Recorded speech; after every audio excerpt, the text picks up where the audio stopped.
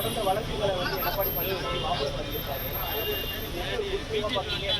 ஒரு நல்லெண்ணத்தின் அடிப்படையில் அவர் அந்த வழக்கை வாபஸ் பெற்றிருக்கலாம். நீங்களும் அந்த நல்லெண்ணத்தின் அடிப்படையே பார்க்கலாமே.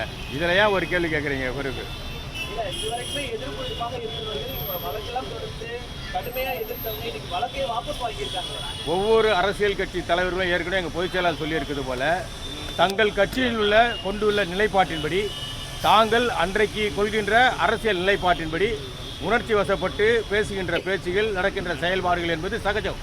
ஆனால் நாளடைவில் மாறுகின்ற சூழ்நிலைக்கேற்ப தமிழகத்தில் இருக்கின்ற மக்களை காப்பதற்காகவும் தமிழ்நாட்டின் நலனை காப்பதற்காகவும் ஒரே நோக்கத்தில் திமுக எனும் தீய சக்தியை வீழ்த்துவதற்கு நல்ல மனம் கொண்ட பல தலைவர்கள்லாம் ஒன்றாக இணைகின்ற இந்த சூழ்நிலையில் இது போன்ற நிகழ்வுகள் நல்ல எண்ணத்தின் அடிப்படையில் நடக்கின்றது.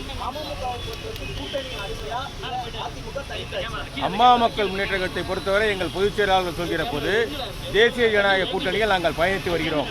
இந்த தேசிய ஜனநாயக கூட்டணி திமுக எனும் தீய சக்தியை வீழ்த்துவதற்கு மேலும் பல கட்சிகள் இணையும் என்பது கடந்த ஓராண்டு காலமாக சொல்லி வருகிறார். அதன் அடிப்படையிலே பல்வேறு கட்சிகள் பேச்சுவார்த்தைகளில் ஈடுபட்டிருக்கின்றன, பேசுகின்றனர், இணைந்து வருகின்றனர். தேர்தல் நெருங்குகின்ற சூழ்நிலையில் அதற்கான முடிவுகளை எல்லா கட்சி தலைவருடன் கலந்து பேசி எங்களுடைய பொதுச் செயலாளர் முடிவெடுப்பார்.